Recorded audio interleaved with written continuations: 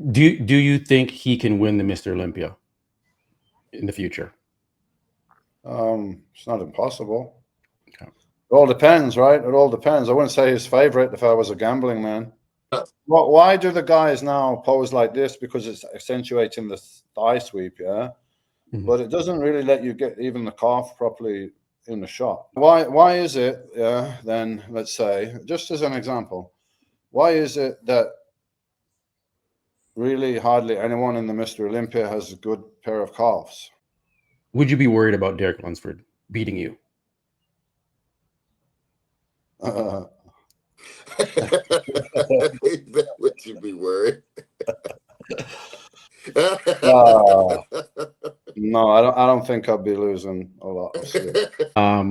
Sean Ray, do you think there was any time that Sean Ray actually pushed you and that he could have potentially have beaten you when he was up against you? Potentially, then his best chance was 94. Okay. Yeah. That's what's Hey, up, did man. you hear about that time when Wayne was trying to say I was a pussy? Yeah, because I wouldn't go on stage at the Night of Champions with a lion. One guy's telling me, look after yourself.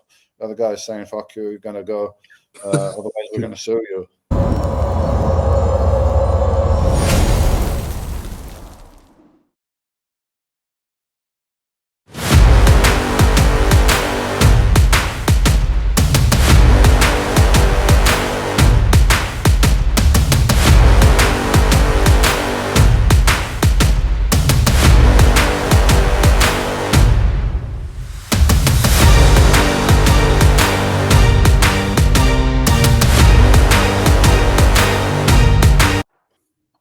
All right, guys, welcome back to another episode of Muscle Discord, and this is episode number 2 of the Real Deal podcast with IFBB Pro Chris, the Real Deal Cormier, man.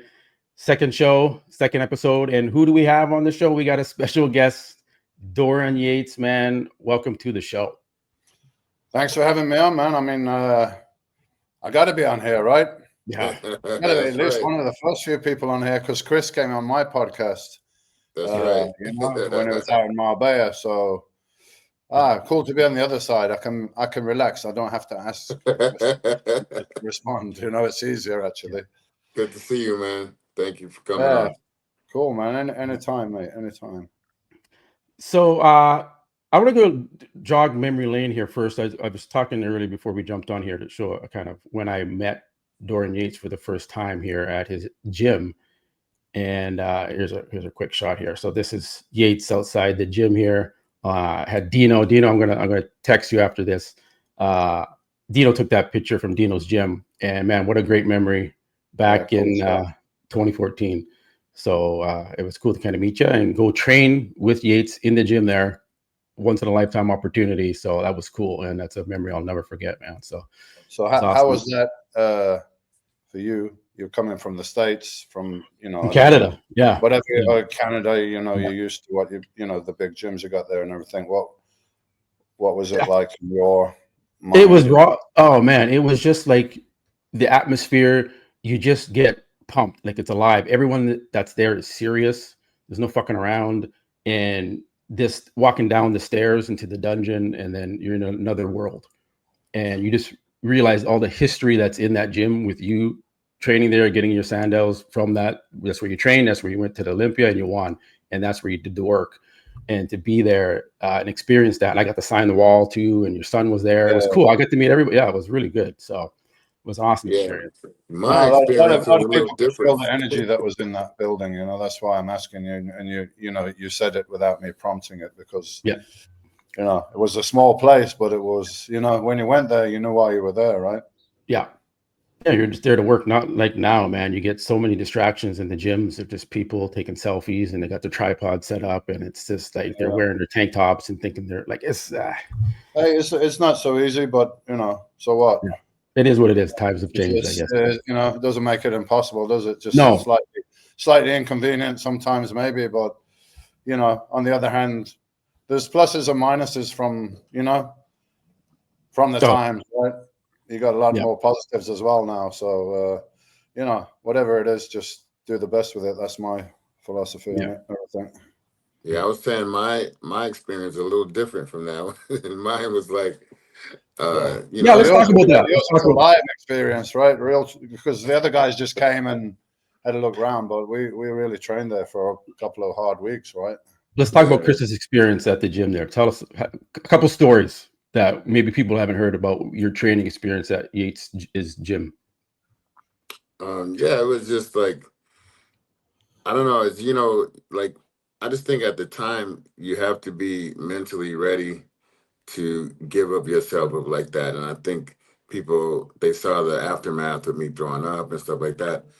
But to get to that point, I got there pretty late to where I was jet lagged and I didn't have much sleep the night before. And I was like, oh shit, we started off with, I think we started off with legs or back. I can't remember exactly, but I think we did back maybe the first day, and then yeah, it was a couple of days in, but definitely throws you off traveling and everything. yeah.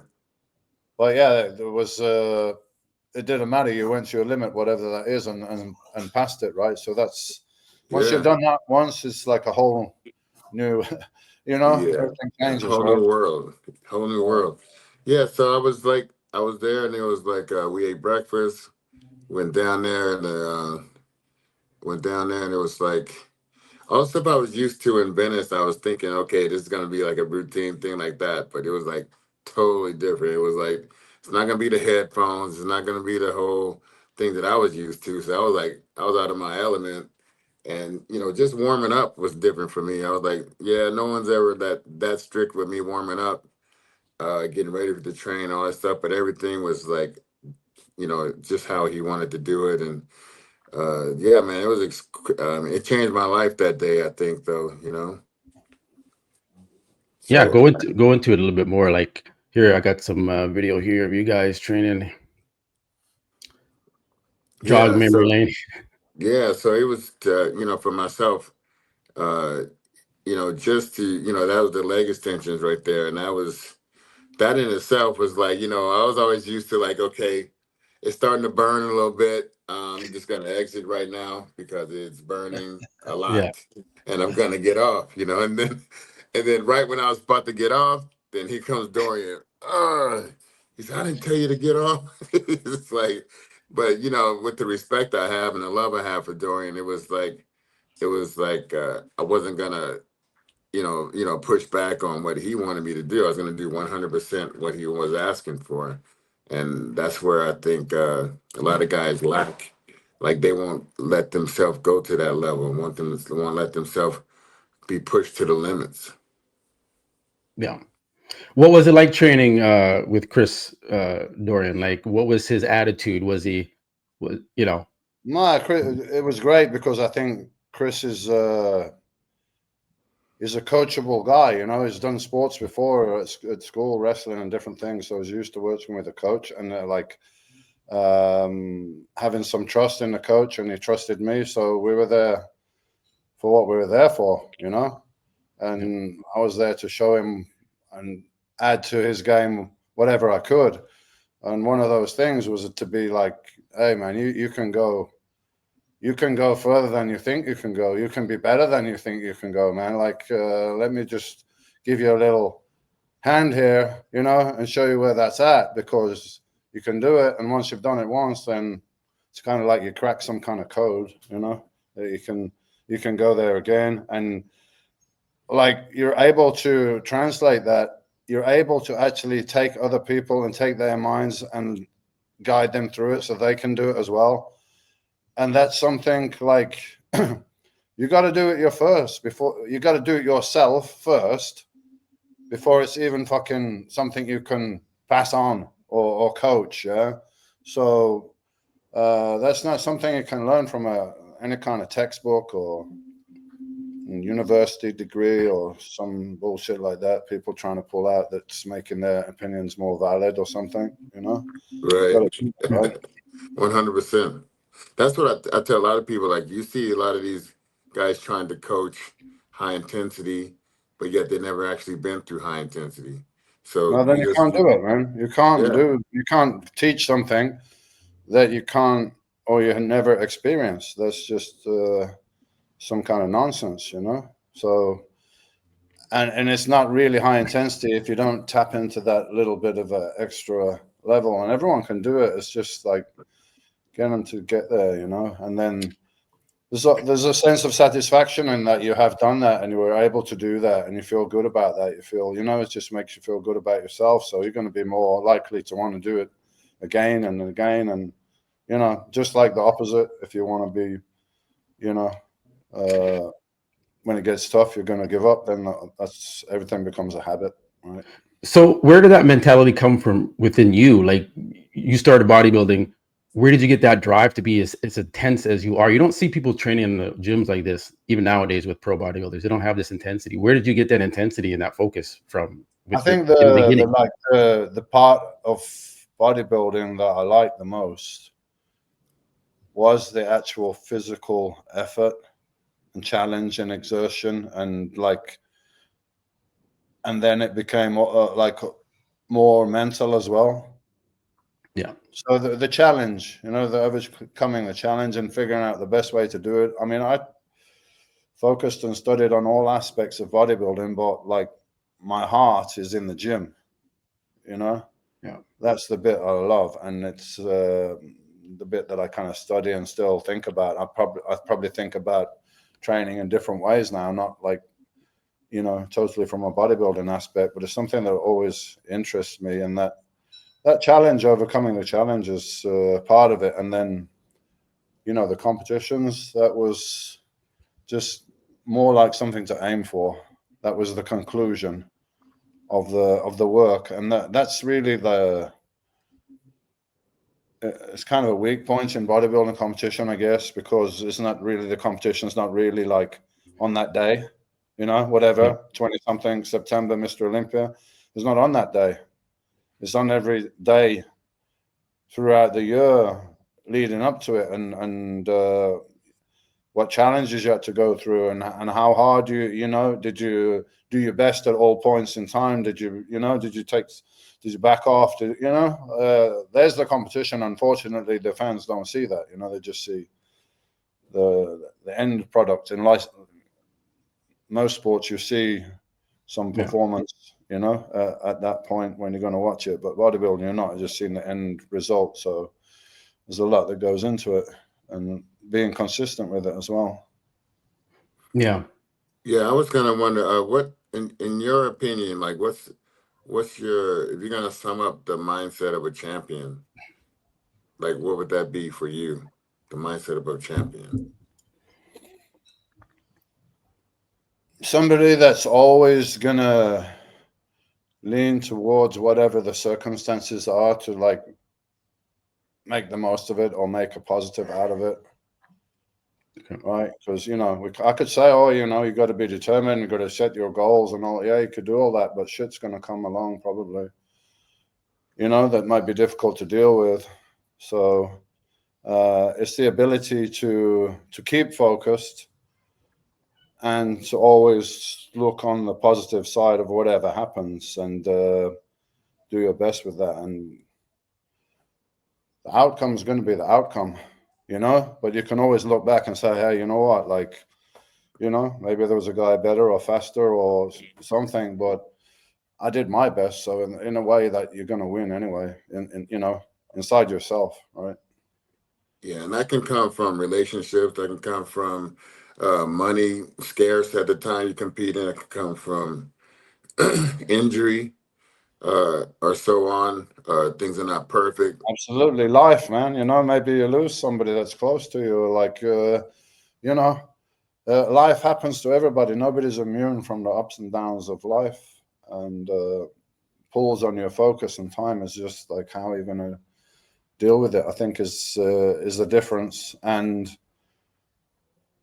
being consistent with it, you know, it's like everyone can go like, you know, I got a competition coming up, and go crazy and train real hard for a couple of months or something like that, and then, you know, they're going to lose motivation or something. It's like this, you got to be able to keep your eye on what you want for a long time, man. You know, if you start bodybuilding, you want to do bodybuilding competitions, and you want to be a pro, I mean, we're looking at minimum practically 7-8 years training, maybe 10, Right. to get there, you know, and there's a lot of other people doing it as well. So if you're serious about it, then you need to be putting in whatever you need to put in. Do you think that's what's Mostly all the changed? Oh, it's kind of cutting out. Do you think that's what's changed kind of the industry a little bit with the quality of bodybuilders that we see now in the pro level, that they're getting their pro cards, you know, getting third, second place in their shows now. They're giving pro cards to second and third place finishers, and we're not seeing the quality like we saw with you guys back in the 90s and the early 2000s. It's just not the same. It's not we're going to get into that. I'm going to talk to you about what you think about some of today's top pros, but what do you think about the quality of athletes nowadays? I just think there's a lot more options for people to do, as opposed to if you were a gym, you know, a gym guy, let's say. Yeah. It was just bodybuilding as an avenue to, you know, a competition and everything. And then when the money got really started in the 90s, right, with the Wrestling Federation putting up money, you know, their bodybuilding federation that they launched, and then Joe Weider in response to that having to like finally start paying some people some money. And there was just a lot of people that were really good at the same time. You know, why is it, then let's say, just as an example, why is it that really hardly anyone in the Mr. Olympia has a good pair of calves? Is it because nobody's training calves or something like that, or they forgot to train them, or no? Is not so many good guys around with really good calf genetics because there's not so many people doing bodybuilding per se, competitive bodybuilding, because there's a lot of other things to do that guys might have been attracted to bodybuilding could do now. I mean, so a lot of different sports that weren't around. MMA was not around in the 90s. CrossFit wasn't around, and all these different things, and men's physique, and guys that wear shorts. I can't even remember what that class is called, but you know, they have that class. Yeah, men's physique, yeah. Yeah, but how do you think social media would have changed your career, Dorian, if you had social media at your, you know? I don't know, man. I mean, I would be almost forced to like expose myself all the time or a lot of the time for commercial reasons, you know. If you were around now and you just wanted to be a low key, in the shadows, competitive guy, well, you're gonna like better be the best then, because otherwise you're not going to really earn any money. You're just going to rely on your prize money, right? And there's many more avenues that people explore, and people making a lot of money online on social media that, you know, they don't have to have the genetics to be a super pro bodybuilder. They don't have to put themselves through all that stuff, and they can earn more money, and maybe they don't even, you know, need to push things to a certain level. So there's many more ways that if you're somebody that wants to make a profession out of like working on your physique, there's like lots more avenues now, and even more different sports that young guys could be attracted to go into. That maybe, and bodybuilding was very new in the 80s, 90s. It's like everyone kind of wanted to do it, right? And you lose that after a bit. Something else comes along, right? So I think it's just not so many people around the world are pursuing a career in men's open bodybuilding. You know, if you have less people doing something, you have a smaller genetic pool to come from. So you're going to get less like fucking guys that are unusually, proportionally muscled and everything like that, you know? I just make the comment out of calves because, not trying to be funny or anything, it's just like there was a lot of guys with good calves around in the 90s, right? There's not so many now. So why is that? It's just because there's less, you know, genetic pool of people with big calves. Right. Yeah. That's my logical kind of the way I it is weird. It is weird with the calves things because obviously these guys they know the train calves, right? They're training their calves, but Yeah. they're just not. It's not on the, like, you know, a current Mr. Olympia. I mean, No, Samson it's has not- okay calves, but Not only the calves as well, it's kind of like in the forearms as well. You don't see a lot yeah, of that. Like, you don't see him training forearms. That's probably why. That's probably just I never trained purely forearms, but you know, I'm going to lift so much heavy weights on pull Yeah. downs and rows and deadlifts that they're going to grow anyway. yeah. Yeah. Speaking of heavy weights, I was just thinking back to that back workout we did. And you were showing me, you're like, okay, you're not gonna just get it right off the bat. It's gonna take you some time to mentally connect with it enough to Next, where you yeah. can. And then I had like I think I had like 3 plates on it at the time. I was doing some bent over rows, and then you stepped up there. You wasn't even warm or anything. You just picked it up and. I remember looking at that show like, oh my God, this guy. Yeah, but you know yourself. You probably got something like I don't know. For me, like, let's say pressing movements, like bench pressing or shoulder pressing or something like that. That Right. never felt like super natural to me. Like I felt I need to warm my shoulders up. I need to get Yeah. ready for that. But with the Yeah. back stuff, I felt like I didn't even need to warm up. I just got that connection, and it's not even a danger of Right. like damaging it. You know, they just hooked it up. So yeah, I didn't need to warm up that much. Yeah, that was a trip. So I just wanted to say something, without saying anything. Like, oh, Chris, I'm 10 years retired, so have a look at this. Yeah. Anyway, I'm not doing it anymore. I just did dumbbell rows the other day, like 110 pounds or Yep. something. You know, that's Yeah. okay. It's good for me now. Also, I tell this story a lot, but it's just funny to me because well, we met in Gold's Gym back in, I think, 1990.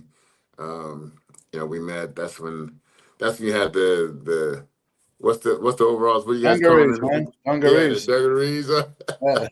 And I was like, okay, I said, so then that, and then you had I don't know if you had the braces at the time or not, but I think you had the braces at the time back in I don't know, 1990. man. Yeah, I had the dungarees. Yeah, They were, yeah. you know, So they were pretty cool at the time, though. You know, yeah, this is you had the 1990, right? yeah, And 1990. yeah, the hair. Yeah, had the hair. And then you know, we became friends. We talked, you know, briefly when we would see each other. It wasn't like you know, we'd see each other briefly and stuff. So then, you know, it became to where, you know, I definitely see you. I met your son and started to get to know you more than most of the other guys. But it just seemed like when we got to the point to where we was gonna get on stage together, my first time getting, you know, being backstage, and I'm in the Olympia now. You're getting ready for Olympia. I think that was 1994, my first Olympia. And then we happened to have on the same shoes also. So I know it was like it was sitting right. Your shoes are right, sitting right by the stage because you're right before me. I was right before. I was Yeah. up behind you, and Sean Ray is behind me. Same, like they're like slip-on Nike ones. Yeah, yeah. So next thing you know, Dorian, I had to watch Dorian go up on the stage, and then and I'm looking at from behind, and it's like he's walking up the stairs, and then it just got black. It was it was like no stage lighting for me because your back was so wide. And then I just remember after I posed, I went and looked for my shoes, and I just stepped into the shoes that I looked familiar. So I'm walking around backstage, and someone come up to me and they're like, "Hey, Dorian's looking for you." I was like, "What?" I said, "Why is he looking for me?" And they say, "Yeah." So I'm like, I'm looking around. I don't see you for like another 5 to 10 more minutes. And then when you finally found me, you were like, "Hey, man, you got my shoes." And I was like, "Damn!" So I was like, I forgot I didn't even have I don't know where mine was at the time, but I had your shoes on. So that was a trip. Yeah, and then I don't know how long later it was. It must have been 10 years later, right? Yeah. When you came to my house Yeah. and you knock on the door, and I answered the door, and we got the same fucking shoes on again. This Same shoes. strange stuff going on here. You know? That's what's up. And now we're wearing dark sport together. So there you go. That's it, We man. come full circle. Brothers all the way That's through. right. And we are 30 years later, man. Well, That's 31 right. years later. Still kicking, man. Still alive. Hell yeah.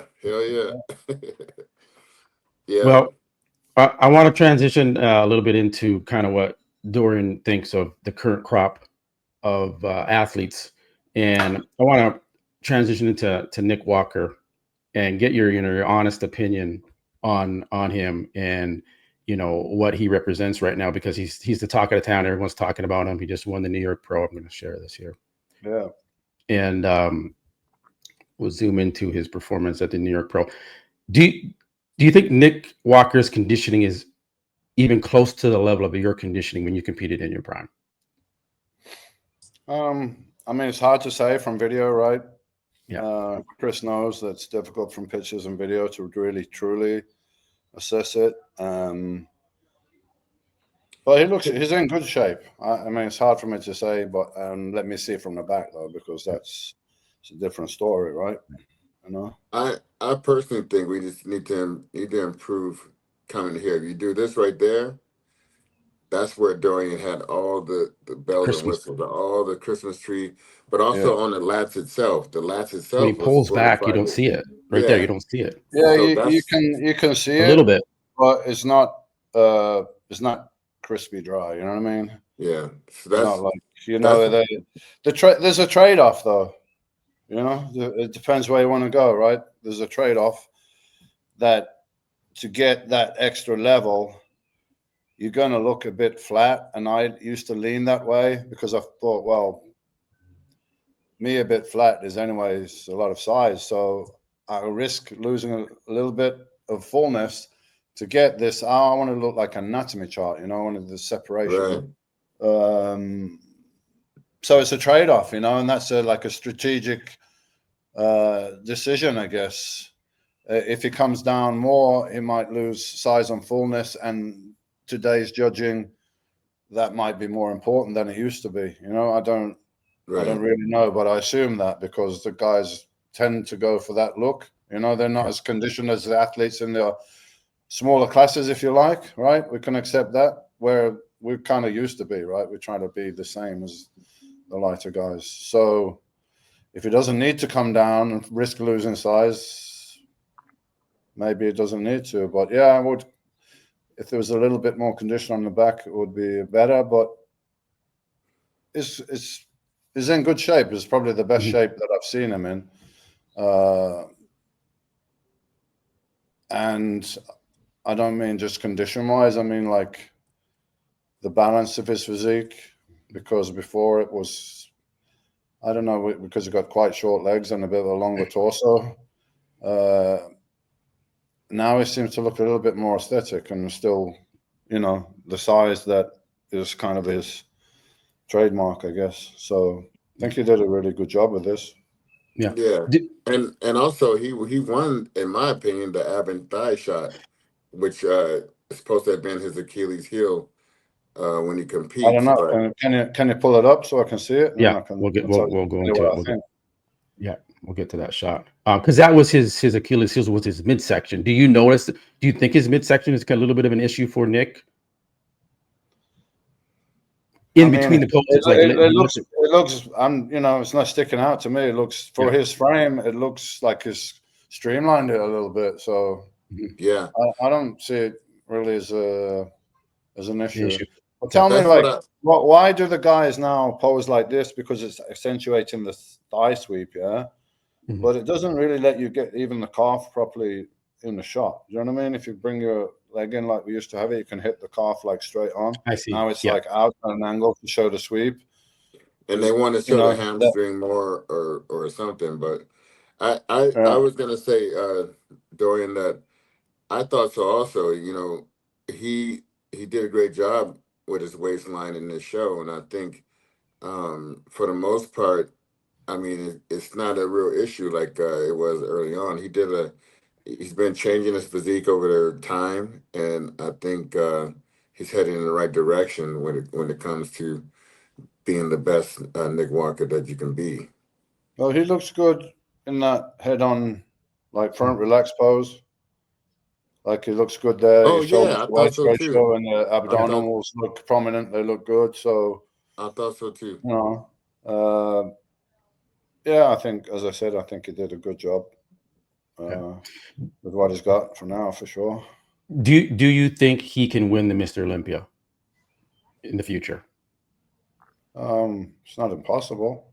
Okay. It all depends, right? It all depends. I wouldn't say his favorite if I was a gambling man, but it's possible. Like, you know, if he came in a bit better and somebody else came in a bit lesser, and you know, always I think the top 4 or 5 guys could be interchangeable. You never know what shape people are going to come in, and it's not like there's really a dominant champion, you know? Okay, well then that leads me into the next guy, Derek Lunsford. Now, if he was competing during your time in the 90s, he was peaked like this, would you be worried about Derek Lunsford beating you? Would you be worried? No, I don't think I'd be losing a lot of sleep.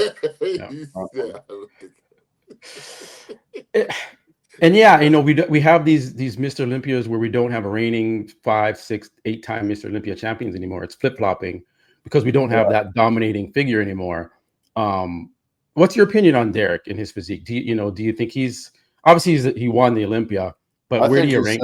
I think it's already amazing that his physique came from what, like, I saw it came from. Yeah. I mean, you know, what was he in those earlier contests? It was 212. Sorry? 212. Now is what? Open Olympia. So yeah, but what's like 235, 240? Oh, he's like 240 on stage now. Yeah. So he's put an amazing amount of size on his body, but I do think somehow his looks a bit upper body heavy, you know, compared to his legs. And Dorian, I was thinking the same from the back when he's got so much going on in the back double and everything. But if you come down to the legs, you just kind of top heavy at this point, especially from the hamstring mass that he has from the back. Yeah, if you look from the front, I mean, upper body is great, but from the front on legs and then going into the calves, it looks weak, like proportionately, you know. Right. Actually, Nick looked more balanced top to bottom to me because his legs look better. Yeah, and especially from the back. I think Derek has been, he's been in better condition than this before. He's looking a bit soft and watery on general here, so I think he wasn't in his best shape. And Dorian, when a bodybuilder puts their physique together, balance and proportions as much as possible should be one of the reasons why you're doing this particular or adding this particular pressure to this part of your body. Like, say, if you have such a dominant back and your lower half is not very dominant, then you got to kind of slow down with the back and try to get more pressure in the lower body. Would that be something? I don't know, man. Listen, I think there's some body parts where it's almost like can't be too big, right? I mean, did you ever hear any bodybuilding critics or fans say, look, that guy, his back was just way too big, out of proportion? You don't really hear that, right? You hear this guy's quads were like way too big for his upper body, or too small, or something like that. Right. So Derek's back is great. It's dominant, but I don't think that's a negative. It's just that his legs could be bigger, right? He doesn't need to add any more size to his upper body. It could just maintain that and add a bit more size, and then a bit more proportionate package, and the rest is conditioning. I think between these guys, who comes on the day, you got Derek, you got Adi, you got Nick now, Samson. So out of the top 5 right now, Samson, Derek, Hadi, obviously Nick. Who's your pick? Who's your favorite out of these top 5 guys going into this year's Mr. Olympia? Who do you prefer as a physique? I can't say that I observe enough to really have some kind of expert opinion, but just give you from what I know. So if we're looking like structure wise and keeping in mind that this is Mr. Olympia, so like I just see that whole thing from a very maybe old-fashioned standpoint. The Mr. Olympia is the ultimate representative of male bodybuilding on the planet. Yeah, you put in, it's there. It's that this is the guy, right? This is the guy, and I think more people would understand if that guy was like Samson than guys that are, you know, I don't know how tall, but not very tall, you know. Top to bottom, he's got the best frame, but I think he could be still better. But I would say logically, then he would be the favorite. So if Samson had carried the density like you carried, then that probably would do it for you. Is that what you're saying? Yeah, and only really on the upper body. His quads, his legs are great, but if you need more size and density on the back, particularly,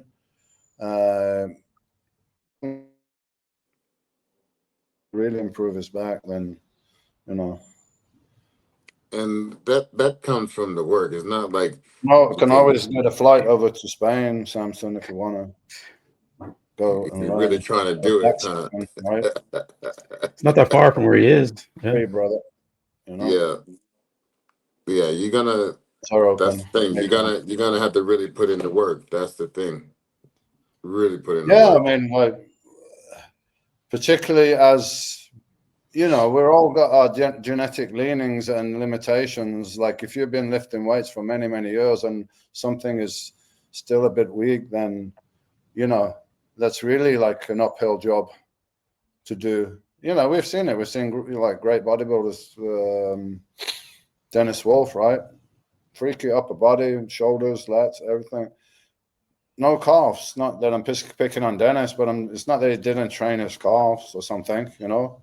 He did. It's just they were very limited genetically. So Samson's stronger in the legs. So, well, he could just maintain there and conserve that kind of energy and really put it somewhere else. And then, you know, concerted effort on a couple of particular areas for 1 year could make a good visible difference. Like when you see Samson like training back here for a second. I don't know. I've never seen him train before. Yeah, like this is it right here. Like his style here, the rhythm to this. Should he be holding it at the bottom more? Is he just kind of going through the motions here? I don't know. It's not. I would squeeze a little bit on the contraction, but we're splitting hairs. Yeah. I'd have to train with somebody. His position is not terrible. He's not using a lot of momentum.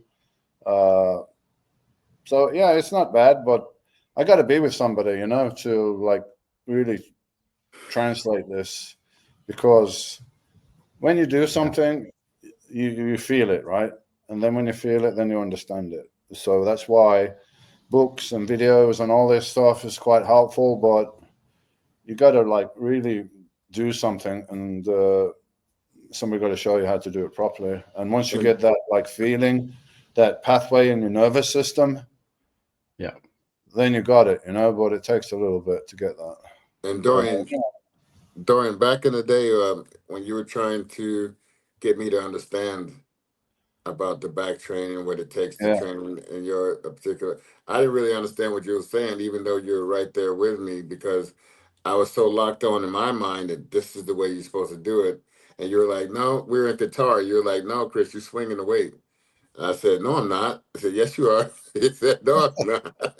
And as I look back, like I was swinging the weight. I was not utilizing the muscles that you particularly, if you know what you're doing.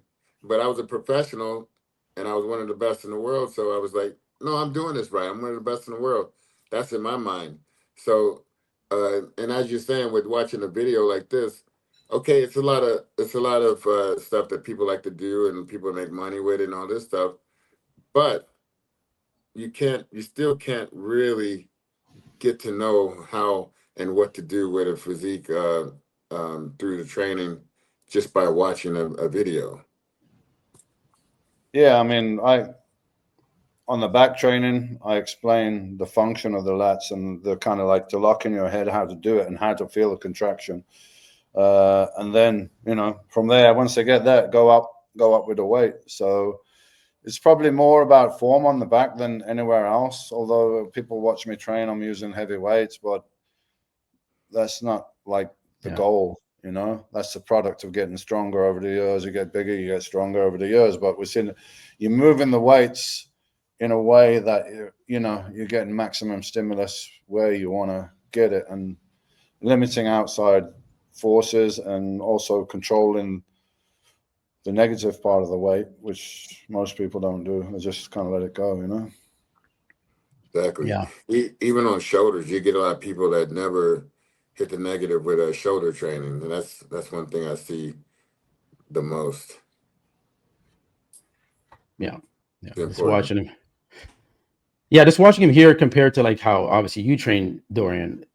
He's not controlling it the weight as much as you controlled your weight when you did this movement. No, it's a looser movement, but I don't like to be too critical of people. It could be better. You could hold the contraction a little bit more, could slow the negative down, just get that connection a little bit more.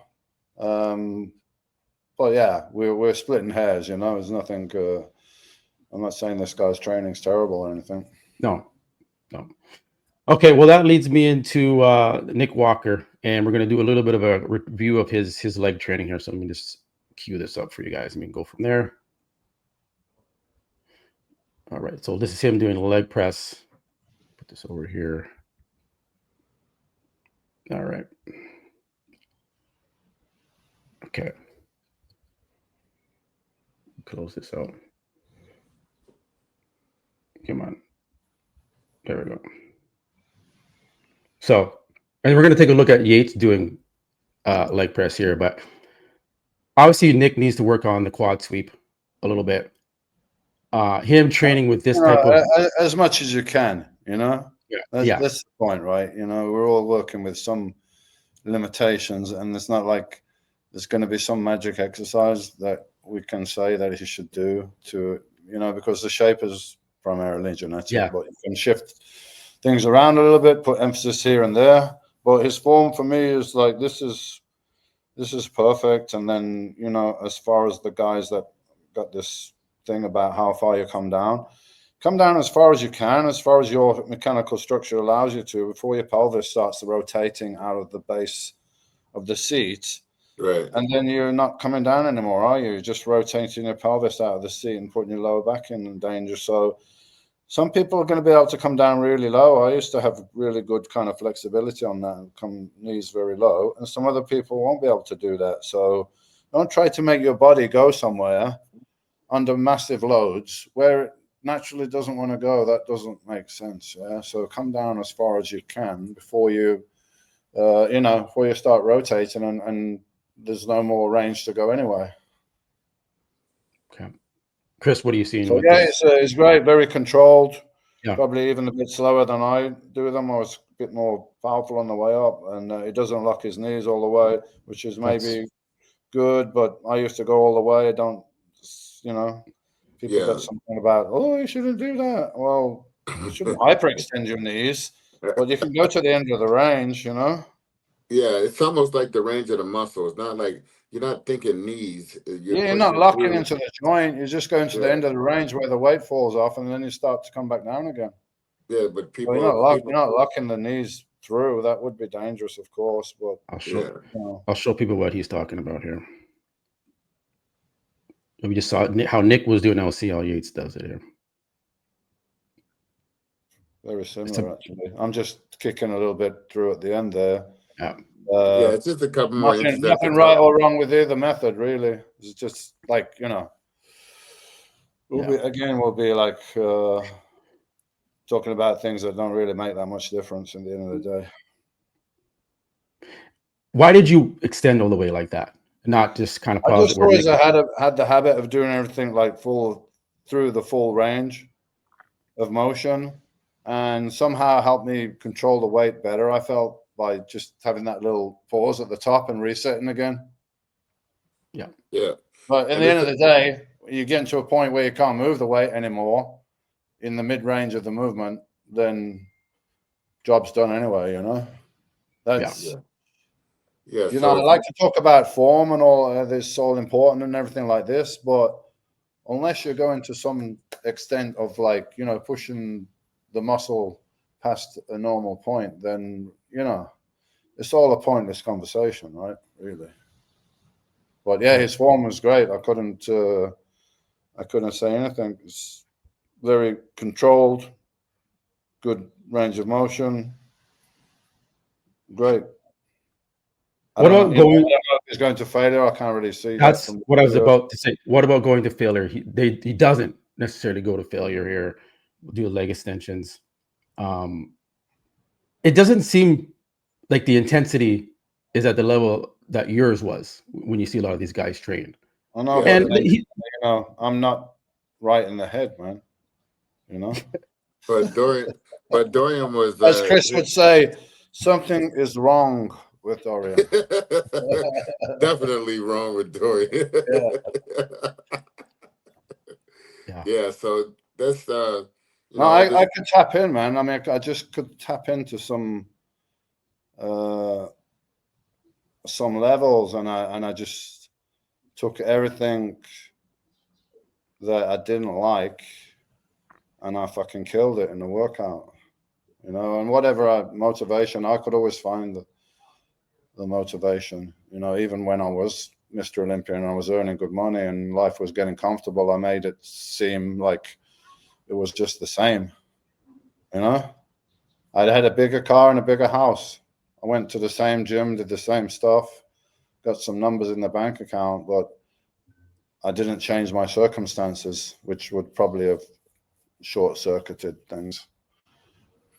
Yeah. So also, you know, when it came to the intensity level, that's where I think you was above and of everyone else. You were above everybody with that, and I think that made a difference in your physique. It wasn't like a genetic thing to where it's like I got the best genetics on the planet, and I just got to push a little bit. But you know, whatever you had to do to work with, you did it to the T. Whatever you had, Maximize it.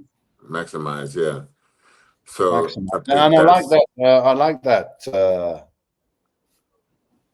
I just like the physical challenge, you know. Now I do stuff, other different things. I'm always biking. I'm doing this. I'm doing that, and I enjoy like doing things I'm not very good at because I can get better. You know?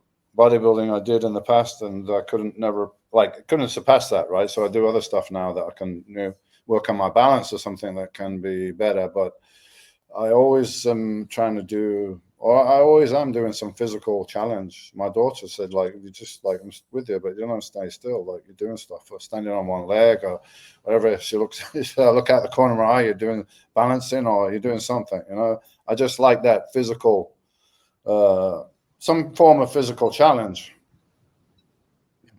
Yeah. Yeah. Almost like when you told me there was a flat riding space the last time we rode. This guy had me going uphill the whole fucking ride, and I was like, "Damn, Dorian!" I said, "You told me it was flat the whole Yes, way." man, you're a pro athlete, brother.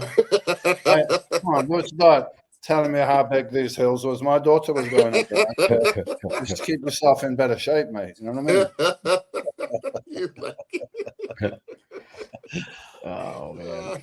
Don't forget that app challenge. I know. That, man. Mr. Olympia, I want to see. When I see you, it's on. I guarantee you. It's on. I'm not playing this time. Plan ahead. You know. He was like, all right, Chris. We'll see. All right. I gotta come pick up my ring anyway. That's right. Do they do rings if you get second place in the Arnold? No, man. I don't think so. But I got it. I'm carrying on from our previous. I have a night.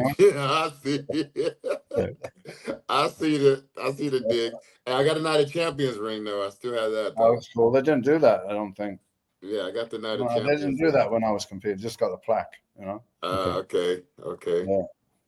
That's what's up. Hey, did you hear about that time when Wayne was trying to say I was a pussy? Yeah, because I wouldn't go on stage at the Night of Champions with a lion, like a fucking live lion. No, I didn't hear that.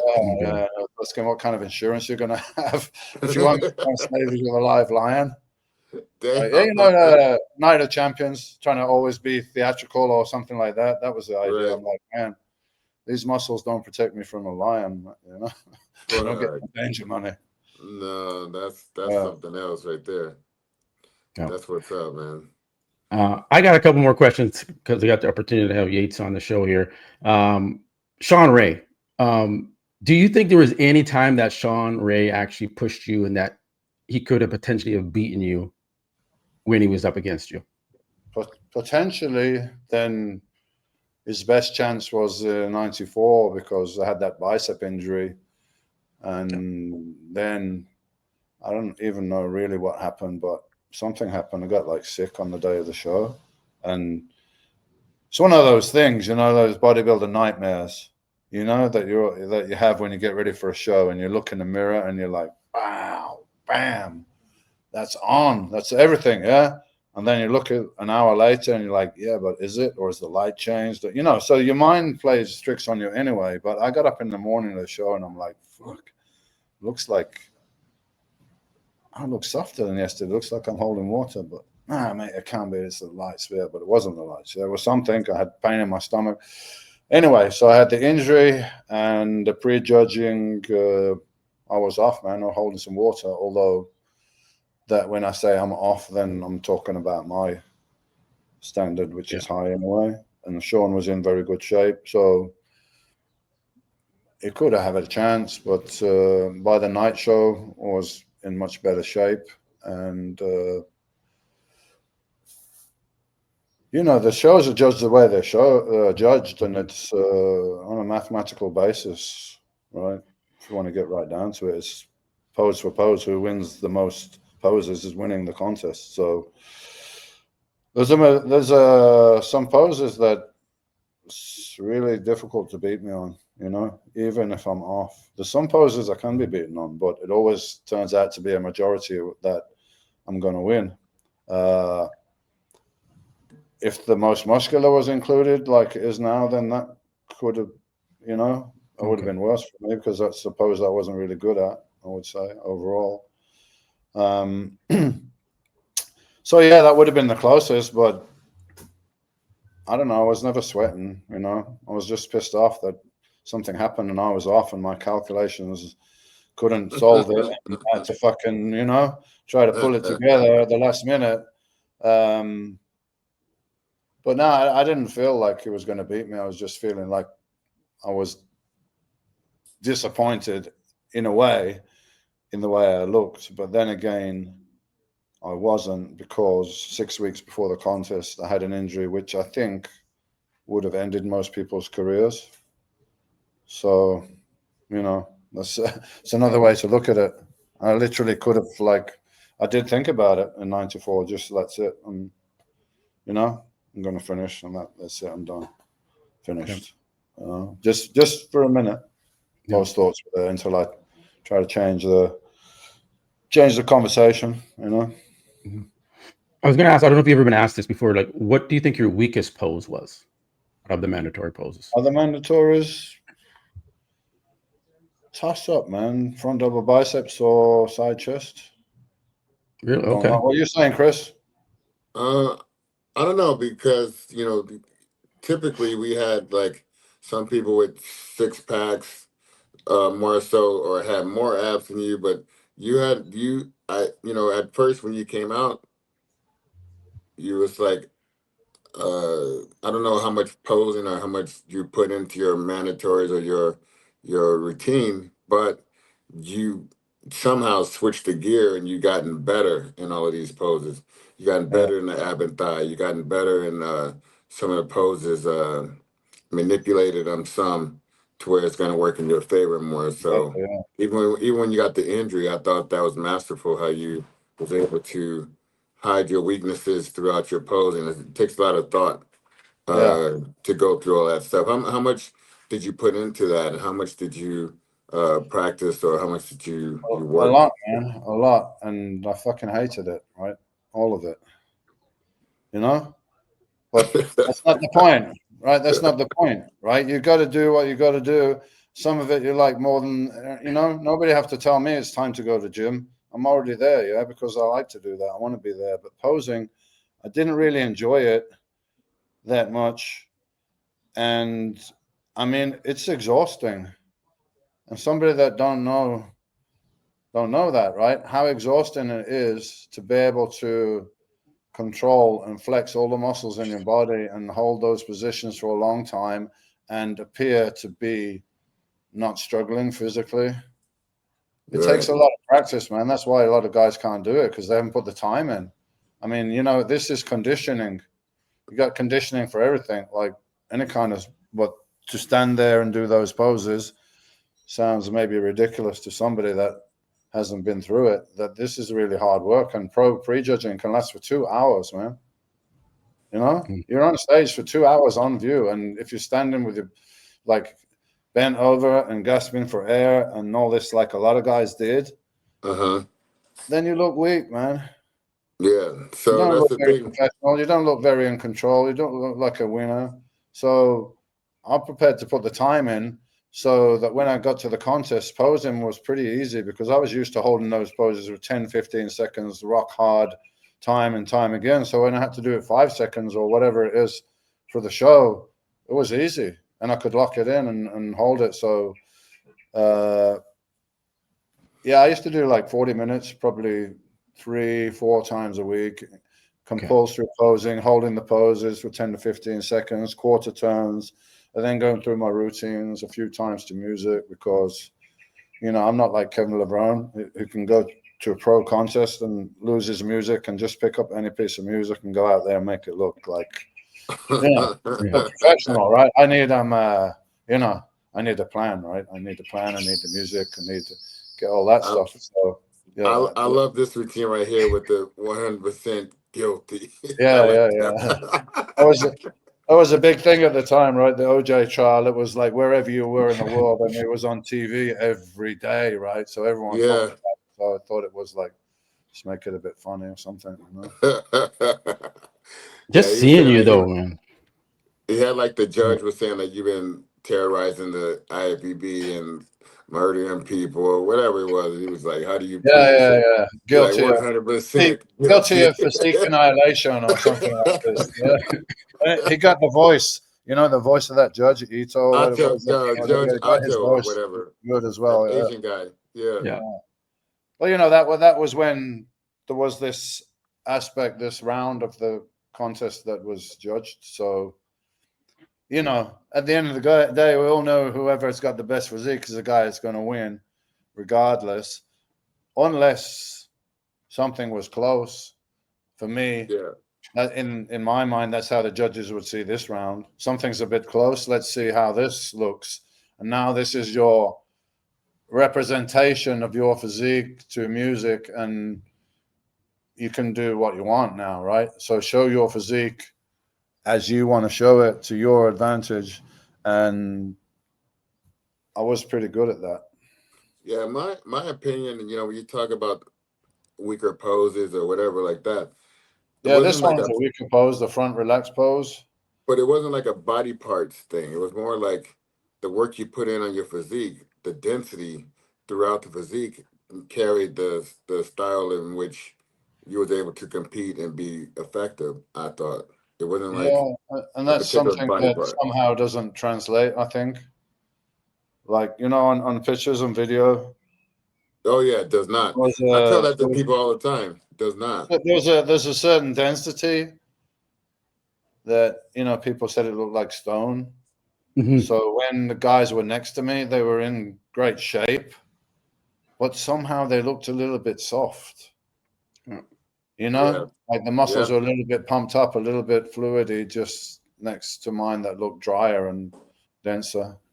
And also this, this particular pose down, I remember you was coming up next to me. I was like, oh shit, fucking Dorian's coming. I was like, I gotta hit my best shot. And I hit a front last spread. Is that your first one? That was your first one? Yeah, that was my first one. So I was like, I gotta hit my best shot. And then you were like, you hit the same shot. And I was like, oh shit. Well, I got a funny follow-on story from this, yeah. So So this Olympia, right? This happened, tore the bicep, and you know, fucking everything went wrong. I felt sick on the morning. My tan was just running off my skin. I don't know why. I did the same thing I normally did. So, you know, it's just one of those things where nothing was really going right. Yeah. So then I'm already contracted to do the Grand Prix. The first 3, I was contracted to do Spain, Germany, England, like Friday, Saturday, Sunday. You know, if you remember. Right. To back, which means like you virtually don't get any sleep. Sometimes you sleep on a bus or some madness because it's not even worth to go to the hotel. So that was, you know, they were always an experience. Anyway, I was signed up to do this tour, right? And then I'd gone home from the Olympia to England for a few days, and whatever like made me feel sick, I felt like I was over it and I was feeling okay. And then I start to bring the carbs down again and everything because got this show coming on the weekend. Driving down to the airport, and I just started to feel real sick again, and I'm vomiting like projectile vomit. I don't know what it is. I feel that sick. We just turned the car around and went home. So I called Wayne DeMille and told him about the situation, and he's sympathetic because what happened with Mohammed Benazir, and they're all very sensitive now about people's health and all this stuff. Right. And vomiting. So, you know, good, nice advice. Like, you know, don't worry about the contest. Don't worry about anything. You know, your health. We don't want any more, you know, tragedies happening. And so you're going to stay home. You got to do what you got to do to look after your health. Wow. Yeah. Okay. Thanks for being understanding, Wayne. Very reasonable. Great. Okay. I can relax. I feel better. Okay. I can relax now. Phone rings a fucking hour later. Now it's Ben Weeder. Now this is a bad cop, right? Telling me how I'm under legal contract to go to these contests to compete. I've signed the contract, and there will be repercussions and financial blah blah blah. You know, court blah. If you don't go, everything like this. Yeah. So one guy's telling me, look after yourself. The other guy's saying, fuck you, you're gonna go. Otherwise, we're gonna sue you. All right. So what to do? Shit. Well, I say, look, listen, this is what I do, yeah? Because I don't want to be under pressure to be like, you know, getting into shape or something like that, right? Not feeling good. So that's not making any sense. So I'm going to come and I'm just going to guest pose at these 3 contests, right? Spain, Germany, and no charge, nothing like, so promoters happy, yeah? I'm there, the fans see me, promoters happy, nobody's suing me, we're all good, yeah? So that's what happened. And I got to Spain, the contest started at 7:30. I got there like to the hotel at 8:30. So I thought the contest would already be underway, right? But being Spain, it's not, right? It's late. Everybody's still at the hotel.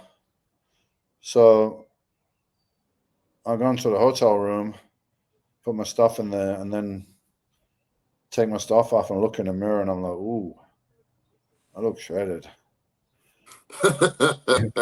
You know why? Because I wasn't fucking eating anything. I wasn't eating anything because when I ate, I was just throwing up, right? So I said, all right, the hell with this, and I'm just going to drink water and wait, like, you know, wait a couple of days. So I was just drinking water. So I lost all that water, you know, the kind of water retention I had. It was super dry. So I called Peter McGough. I said, Pete, can you come to the room and see what you think? So I showed him. I said, what do you think? He said, I think you can guest pose for free, or you can compete and get 10 grand. So it's up to you. What do you want to do? I said, okay, tell them I'm going to compete then. So Spain, Germany, England, 3 days in a row, I competed, and I wasn't eating anything. I was just drinking water, man. I'm like super flat, but shredded, yeah. I remember that day. I remember, I remember I was standing behind you. I was like, man, I was like, Dorian's smaller than he was at the Olympia. Yeah. I'm like, but I didn't understand what happened, but that makes a lot of sense. Yeah, I was in good shape, so I thought, well, why not compete then? Just, you know. Yeah.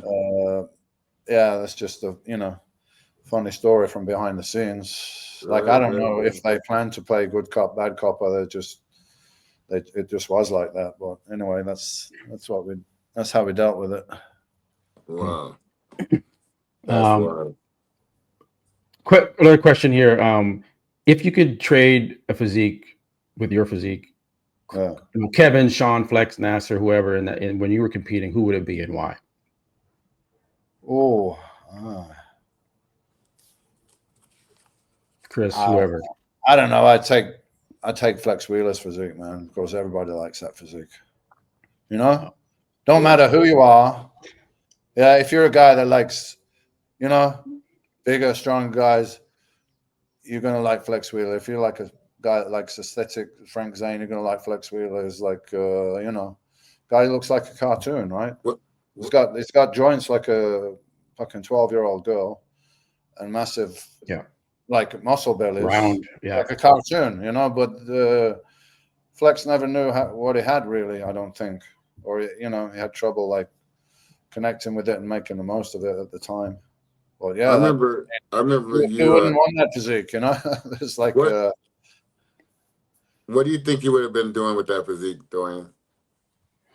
Shit, I don't know, man. But it would have been like the Arnold when he won the Arnold, but like 20 pounds, had 15, 20 pounds.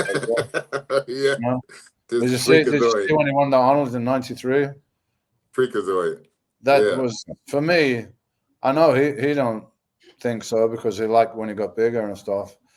But for me, that was like that was great shape, perfectly balanced, not huge, but on his frame it was though.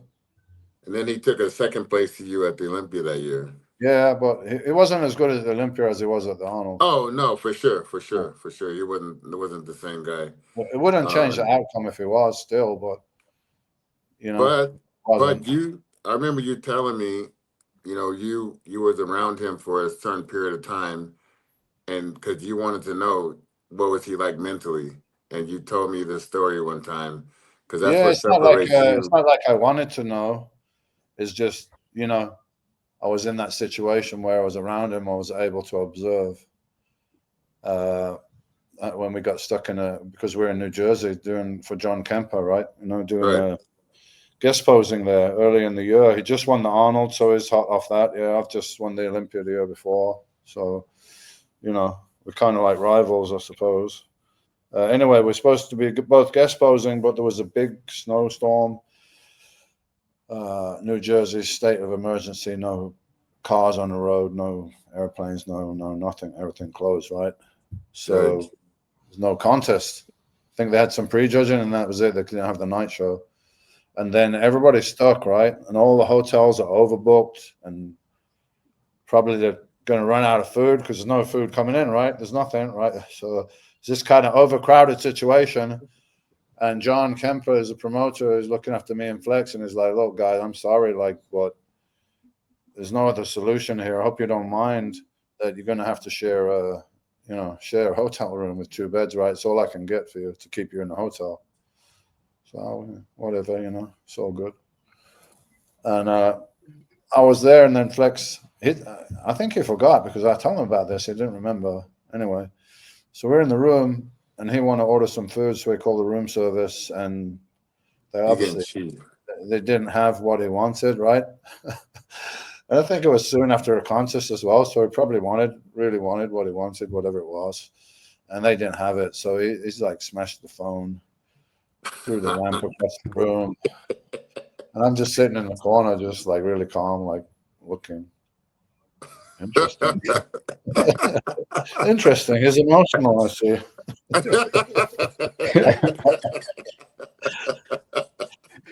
Potential weakness there, but yeah, you know. He's emotional. Oh, that's funny. Yeah, I haven't spoken to Flex for some time, man. I must give him a call. Yeah. He's there in Vegas, so maybe when we get to Vegas, you can. Yeah, for sure, man. Holler at him this year. Yeah, we take him out strip club, get him drunk. Yeah. Oh yeah, for sure. Yeah. We're gonna be in Vegas for the Olympia, right? So one more time, baby. Gotta do it, man. You gotta do it. One last time before we all too old. Yeah. But I still got to come out to Spain, man. I still got to make my way out there. I'm here, man. You know, anytime. You know, I'm family. I'm here, so you're cool anytime, brother. Anytime. Okay, man. I appreciate that, brother. Whatever you want. Appreciate it. I'm like the Appreciate mayor. that. Yeah. Cool. Thank you, man. Good. All right. Well, we'll wrap it up there, guys. And Chris, if you have any other questions, but Oh no, I'm good. good. Always man. good catching up, man. And you know, Yeah, for talking sure. about the old times because you know, things were different, and even the young guys that can be entertained and amused by what's gone on in the past in bodybuilding.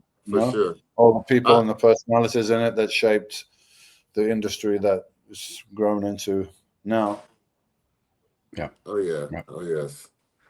That'd be All great. right, man. I gotta go because Gal tells me my steak has been sitting on the table for an hour. Oh shit. Sorry, man. I'm getting skinny. Awesome.